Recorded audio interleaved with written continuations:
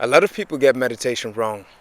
They think it's just this practice where you sit down, observe your breath, and where you get rid of stress. And these are good benefits. The observation of your breath is a good practice, but it's not what meditation is about. It's not the goal of meditation. It's also not about becoming enlightened, and also not about getting rid of any emotion or acquiring any state. Usually the more you try to do this, the less it works. The goal of meditation, what meditation really is about, is something completely different. It's very subtle, it's very simple, but most people get it wrong.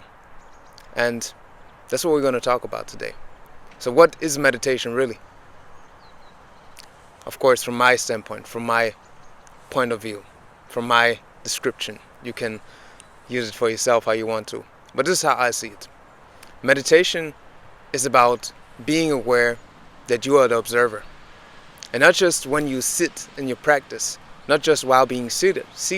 It's about being aware that you are the one who's experiencing the experience. You're not the experience itself. So when you get up from your seat, from your practice, that's when the meditation continues. That's when the real meditation starts to begin. Because sitting down and observing your breath is easy once you practice it for a while. But what most people struggle with is the real life. When they get out of the meditation practice and experience this reality. So when you drift off, it's about being aware that you have drifted off and coming back to your center, coming back to meditation. It's the awareness that you are here. It's the awareness that you are the observer, that you are the one who's noticing what I am saying right now. You're not just the person itself who's watching this. You are the observer, the watcher behind the one who's watching this. And it's also about accepting the now as it is. Because the more you resist the moment, the more you suffer. And the more you fight against the moment, the more you are out of your center. And the more struggles you're going to attract, the more you're going to struggle in this reality. And that doesn't mean that you can't intend for better things to happen in the future. That doesn't mean that you can't intend for your situation to become better, that you can't do nothing about it.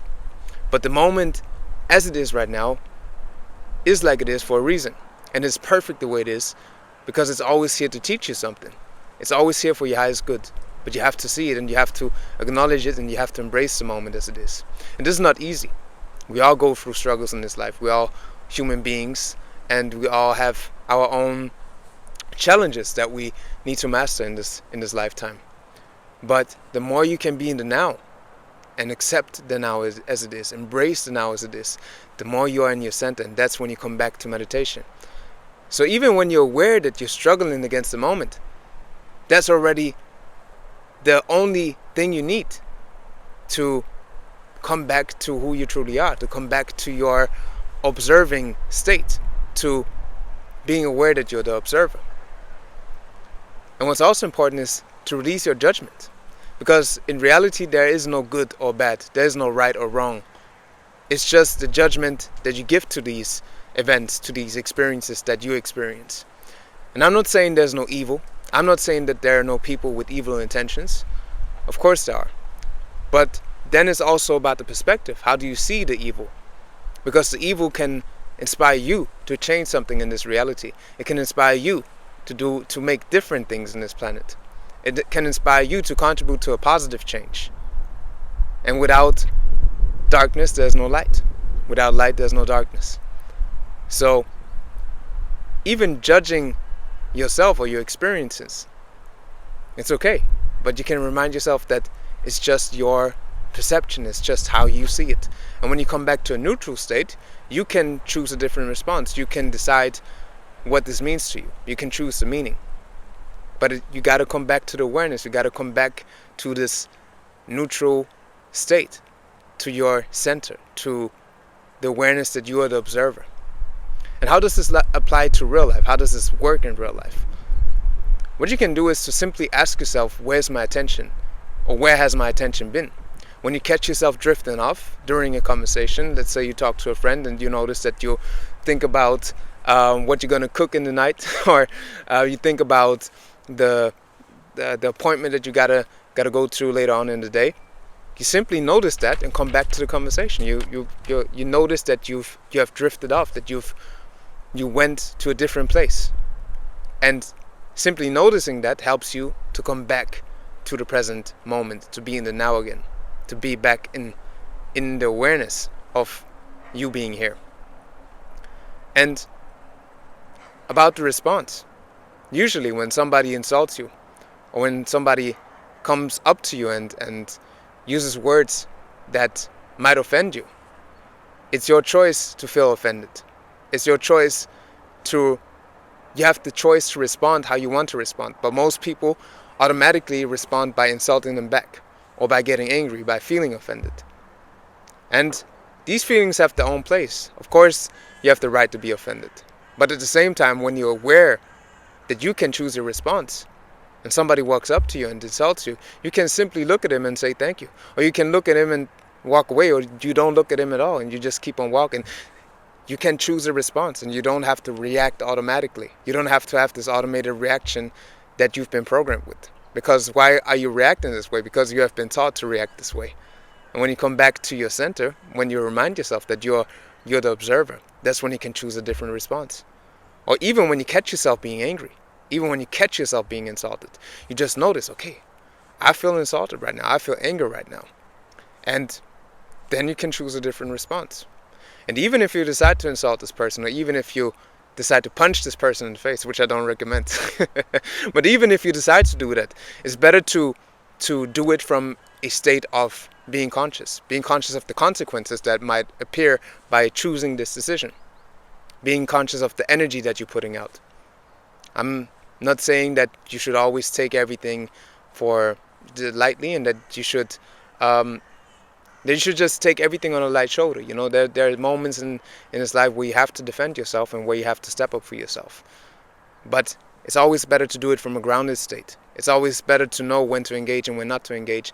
And it's always, especially when it comes to conflict, it's always good to avoid a fight. There's never be the one who starts a fight. That's my advice for you. But back to the realization that you're the observer. When you're in that state, you can choose how you want to react. You can choose how you want to respond. And it's a completely different experience. You don't react out of your emotions all of the time. You choose your responses, and you do it from a neutral state because you are in meditation. And when you catch yourself being out of meditation, when you catch yourself being in this reactive mode, you can simply notice it, and you're back. You're back in the moment. So, to conclude, always remind yourself that you are the observer. You're the one who's watching. You are the one who's experiencing this experience. You're not the experience itself. And when the subtle awareness, when you really become aware of this, the more you practice this, the more you realize this, the more you start to experience life in a different way. It becomes a completely different experience. And the fact is that most people are not aware of this. It's so simple, and maybe you are there already. Maybe you have this awareness. But it's a constant reminder, because we all tend to drift off during the day or in our lifetimes. Maybe there are even phases where you notice that you're not present, where you are stressed all the time.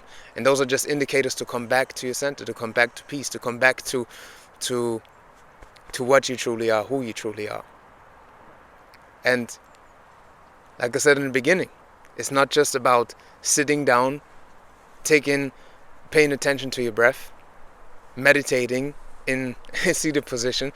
It's about the hours that happen after you've meditated for so long. Let's say you meditate for 10 minutes or even 30 minutes, let's say 30 minutes, then the 16 hours and the 30 minutes are the real meditation. The 30 minutes being seated is just a preparation for that. And if you see it as that, you see life as a meditation. You see life as a conscious experience, as being here. And ultimately, life is a state of consciousness. So, remind yourself to always come back to your center.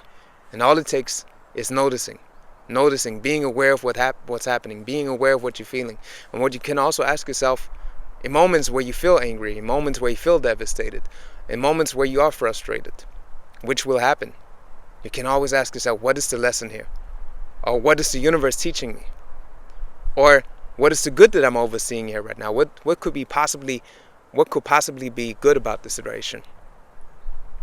And also, you can ask yourself, how would I like to respond? Or even if you want to take it even further, how would my higher self respond? Because that's when you tap into source. That's when you choose your highest response. What is my highest choice in the moment? One of my favorite questions. And then it's up to you how you respond, how you act. You can choose the highest response or the highest choice that you receive, or you can choose another response, because we have free will as human beings. But like I said before, come back to meditation. Remember yourself. Remind yourself as much as possible that you are the observer. Throughout your day, practices. Set yourself reminders. Am I aware right now? You can set yourself some alarms, and just every 2 hours, let the alarm ring and be like, oh, okay, have I been aware in these 2 hours? If not, let me come back. Let me be as much here as possible in the next 2 hours. And then keep on going. Keep on practicing. Because it's a never-ending practice. And it's not just a practice, it's about being. Because all the practices, they're good. The breathing, the seated meditations, the Qigong, the chanting, these are all powerful practices. But it's not about getting somewhere. It's simply about noticing and not refusing what's coming up, not resisting what's here, and being aware that you can choose your response. So with that being said, I hope this was helpful for you. If it was, make sure you share it with a friend. And I thank you for your time. Thank you for being here. I'm Law Haru. This is the way of law. One love.